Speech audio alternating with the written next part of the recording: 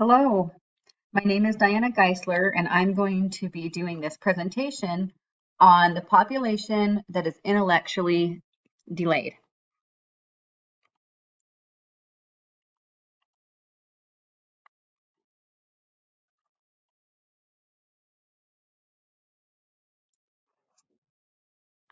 Description of this population. What is intellectual disability? It is categorized as a below average intelligence. There are four different categories or levels of this intellectual disability. There is, and they are based upon IQ scores. There's the mild, which that's where most, about 85% of this population lies, is with the mild intellectual delay. And then you've got the moderate, it's about 10% of the population of those who have a disability. Severe is about 3.5%, and profound is 1.5%. The profile, so size of this population in our state, about 10.2% of the residents here have a cognitive disability.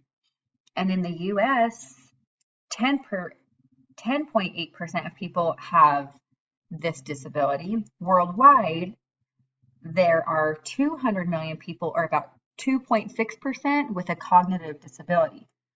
So I found it interesting that Utah and the US are pretty similar with a prevalence of intellectual disability, but worldwide that percentage decreases.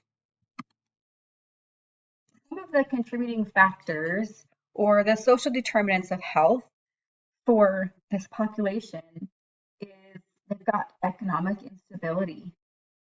They have a decreased access to education and quality of education. This isn't always the case, but if there's not early intervention, they have a difficult time getting through their education experience. There is the social and community aspect of the social determinants of health, and then they have possibility of decreased healthcare access and a quality of healthcare. Some specific concerns were those with a mild delay are at risk for not being diagnosed. The autism spectrum disorder falls within this intellectual disability category or umbrella, and their autism, especially in girls, can be really hard to diagnose. You might have a girl who they don't know that they have mild autism. They don't know that they have a mild intellectual disability, and it can be easily overlooked as being something else. This makes them, this mild category of intellectual delay, at risk for falling behind in school, feeling like they're not smart enough. Maybe they feel like they can't go on to have continued education in college or trade.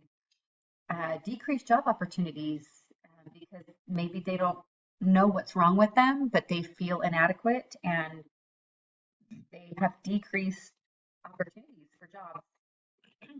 Some social norms, they're at risk for knowing how to interact socially, and also sexual violence.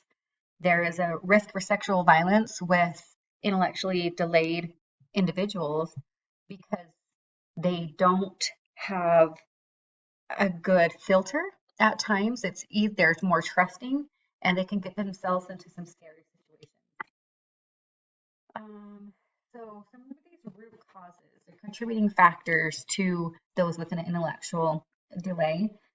So they're unaware of social norms. Maybe some people don't know how to help them, and so they don't get the help. And then there's a financial burden.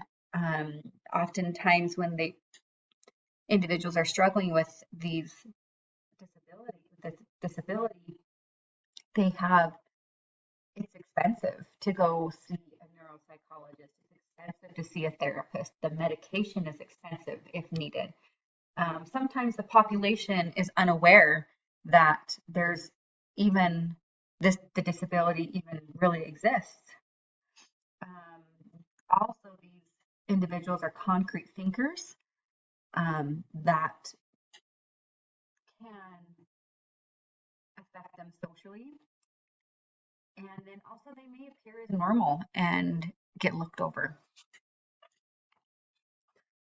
So Maslow's hierarchy of needs, some of these needs that can be met with these individuals, depending on what situation or family or group they're in, is they can have their basic needs met.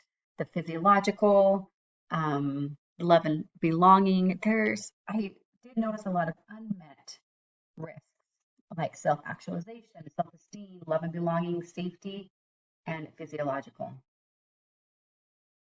So the anticipated functional level is, like I said earlier, there's mild, moderate, and severe. And depending on each one of those, for example, if you have mild, you can probably live independently with minimum levels of support. Now, if you have a more severe, profound, you could possibly require 24-hour care.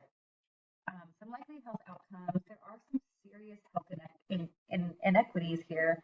You're at risk for, and it's not fair, that mental health, increased risk for death, more ER visits, and decreased preventative care opportunities. Um, communicable diseases or infections. There was one article that talked about they're at higher risk for death from COVID-19. Maybe because they don't understand exactly what it is that's going on and they don't get treatment. Also, sexually transmitted infections. This is a result. Earlier, we talked about how they're a higher risk for sexual assaults. And when this happens, they could be unhealthy sexually and transmit those infections, not knowing they have them. Also, maybe they're unaware if they're sick because if they're concrete thinkers, they might have a harder time understanding what's going on with their body. And if they're living alone independently, they may not get the help that they need to get better. Non-communicable diseases or infections. So those who have an intellectual disability are higher risk for depression, anxiety, ADHD, meningitis, autism spectrum disorders, cerebral palsy, and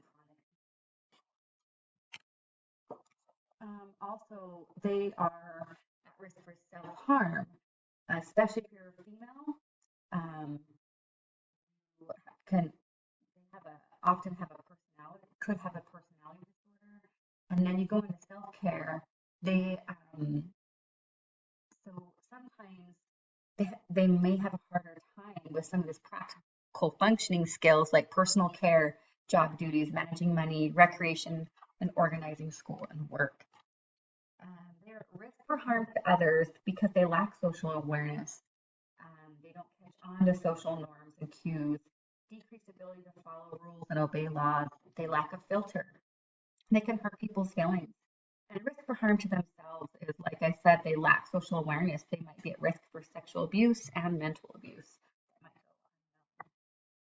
Um, I have appreciated understanding and learning about these intellectual disabilities, and hopefully some of these risk factors can people can be more educated on them and help those who have intellectual disability because there is help